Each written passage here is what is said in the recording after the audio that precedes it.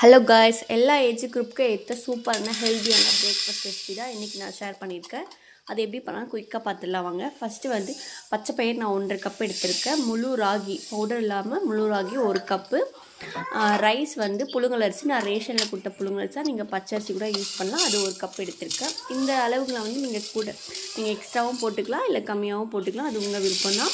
First ராகியும் பச்சை பயிரும் நல்லா வாஷ் பண்ணிக்கோங்க. ஒரு 2 மினிட்ஸ் நல்லா அழுத்தி பசைஞ்சு 2 டைம்ஸ் நல்லா வாஷ் பண்ணி எடுத்துக்கோங்க.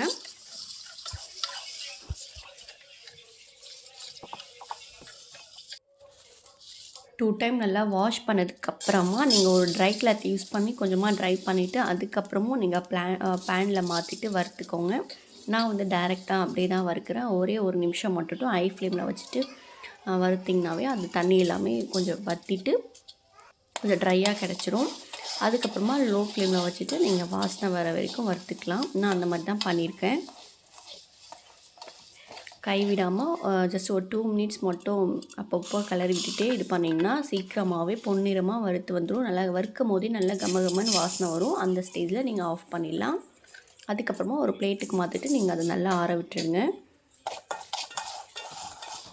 அது இப்போ நான் 1 கப் புழுங்கல் அரிசி எடுத்து வச்சுருந்தேன் இல்லைங்களா, அதுதான் அதே மாதிரி 2 டைம் நல்லா தூசிலாம் இல்லாமல் க்ளீனாக வாஷ் பண்ணிவிட்டு நான் இதையும் ட்ரை கிளாத்லாம் ட்ரை பண்ணாமல் டைரெக்டாக பேனில் மாற்றிட்டு தான் வறுக்கிறேன்.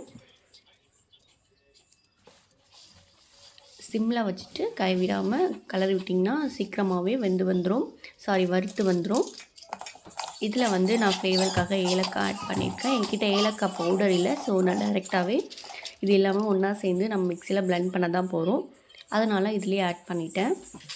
கூடவே ஒரு 10 உங்கள்கிட்ட எந்த நட்ஸ் இருந்தாலும் ஆட் பண்ணிக்கலாம். நான் வந்து ஒரு 10 பாதாம் பருப்பு தான் ஆட் பண்ணியிருக்கேன். உங்கள்கிட்ட முந்திரியோ இல்லை பிஸ்தா இந்த மாதிரி எது இருந்தாலும் ஆப்ஷனல் தான், இது வேணும்னா ஆட் பண்ணிக்கலாம். நான் குழந்தைக்கு கொடுக்குறதுனால பாதாம் ஆட் பண்ணியிருக்கேன்.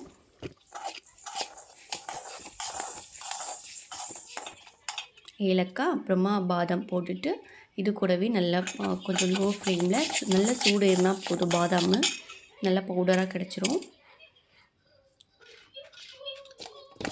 கொஞ்சம் பொன்னிறமாக வர வரைக்கும் வறுத்து விட்டுக்கோங்க.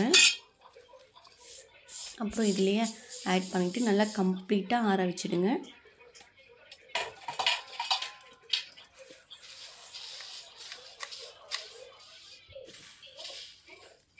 கம்ப்ளீட்டாக ஆறினதுக்கப்புறமா நீங்கள் எந்த மிக்ஸி ஜார்னாலே போட்டுக்கலாம். நான் சின்ன மிக்ஸி ஜார் தான் நல்லா அரைக்கும்னு சொல்லிட்டு அதில் போட்டிருக்கேன்.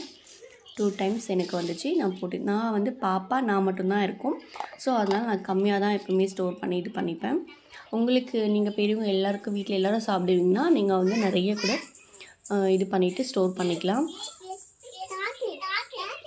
எங்கேயாச்சும் வெளியே போயிட்டு வரீங்கன்னா டக்குன்னு ஒரு ஆப்ஷனலாக இருக்கும். ஒரு ஹெல்த்தியாகவும் சாப்பிட்லாம். ஒரு 2 மினிட்ஸில் இந்த கஞ்சி ரெடி பண்ணிடலாம். நான் பாப்பாவுக்கு எப்போவுமே ஆப்ஷனலாக வச்சுட்டே இருப்பேன். ட்ராவல் போனாலுமே இந்த பவுடர் தான் ஸ்டோர் பண்ணி எடுத்துகிட்டு போவேன். இப்போ இதில் வந்துட்டு நான் டேட்ஸ் பாக்ஸில் தான் ஸ்டோர் பண்ணியிருக்கேன். கொஞ்சம் நல்லா ஏர் டைட்டாக இருக்கும்னு சொல்லிட்டு ஒரு 4 மாதம் வரையும் வச்சுக்கலாம். நல்லா வாசனையாக இருக்கும், கெட்டு போகாது. இப்போ வந்து நான் அதில் வந்து கொழுக்கட்டை மாதிரி தான் பண்ணி காட்ட போகிறேன். ஆக்சுவலி நான் பாப்பாவுக்கு கஞ்சி மாதிரி தான் பண்ணுவேன். அவங்க இந்த மாதிரி பண்ணால் சாப்பிட மாட்டாங்க. இந்த மாதிரி ஸ்நாக்ஸ் வந்து நான் தான் யூஸ் பண்ணுவேன். நான் வந்து ஸ்வீட்னஸ் வந்து எப்பவுமே கம்மியாக தான் சாப்பிடுவேன். நீங்கள் வந்து கருப்பட்டியும் இதில் ஆட் பண்ணிக்கலாம். நான் வந்து வெல்லம் தான் துருவிட்டு ஒரு 2 டேபிள் ஸ்பூன் ஒரு பிஞ்ச் உப்பு, அந்த பவுடர் வந்து ஒரு 3 டேபிள் ஸ்பூன் பவுடர் எடுத்துகிட்டு நல்லா மிக்ஸ் பண்ணியிருக்கேன். இது ஒரு ஆள் சாப்பிட்றதுக்கு கரெக்டாக இருக்கும். இதில் கஞ்சி வந்து நான் இன்னொரு ஷார்ட்ஸில் வந்து பாப்பாவுக்கு தனியாக ப்ரிப்பேர் பண்ணுவேன். அது எப்படின்னு சொல்லிட்டு நான் அப்லோட் பண்ணுறேன் நாளைக்கு. நீங்கள் வேணால் செக் பண்ணி பாருங்கள், என்னோடய ஷார்ட்ஸில் இருக்கும். கொஞ்சம் கொஞ்சமாக தண்ணி ஊற்றிட்டு மிக்ஸ் பண்ணிக்கோங்க. லைட்டாக மிக்ஸ் பண்ணாவே சீக்கிரம் மிக்ஸ் ஆகிடும். நீங்கள் பசையும் போதே அவ்வளோ ஃப்ளேவர்ஃபுல்லாக கிடைக்கும் இது. நான் இட்லி பாத்திரத்தில் தான் இது வேக வைக்க போகிறேன். நீங்கள் ஸ்டீமரில் கூட வேக வச்சுக்கலாம். இதை இன்னொரு மெத்தட்லேயும் பண்ணலாம். கொழுக்கட்டை நீங்கள் ஈவனாக கம்பு கொழுக்கட்டை எப்படி பண்ணணும் அதே டேஸ்ட்டில் தான் வரும். அதே மாதிரி நீங்கள் பிடி கொழுக்கட்டை மாதிரி பிடிச்சிட்டும் இட்லி பாத்திரத்தில் வச்சுக்கலாம். இல்லை இந்த மாதிரி வடை ஷேப்பில் தட்டிட்டும் வச்சுக்கலாம். உங்களுக்கு எந்த ஷேப்பில் வேணுமோ அந்த ஷேப்பில் நீங்கள் ஸ்டீம் பண்ணி எடுத்துக்கலாம். சாப்பிட்றதுக்கு ஒரே மாதிரி தான் கிடைக்கும். இதில் வந்து வெல்லத்தை ஃபுல்லாக ஸ்கிப் பண்ணிவிட்டு நீங்கள் சால்ட்டு போட்டும் பண்ணலாம், அதுவும் நல்லாயிருக்கும். இல்லையா கம்பு கொழுக்கட்டை எப்படி பண்ணுவீங்களோ அதே மாதிரி பண்ணிவிட்டு வெள்ளைப்பாகில் பசஞ்சியும் சாப்பிட்லாம். இன்னும் டேஸ்ட்டு செம்மையாக கிடைக்கும். குழந்தைங்க, பெரியவங்க எல்லாருமே சாப்பிட்லாம். கண்டிப்பாக ட்ரை பண்ணுங்கள். கண்டிப்பாக ரொம்ப பிடிக்கும். இதே மாதிரி சின்ன சின்ன வீடியோஸ்லாம் நான் அப்லோட் பண்ணியிருக்கேன். செக் பண்ணி பாருங்கள். தேங்க்ஸ் ஃபார் வாட்சிங். Keep support my channel. Thank you.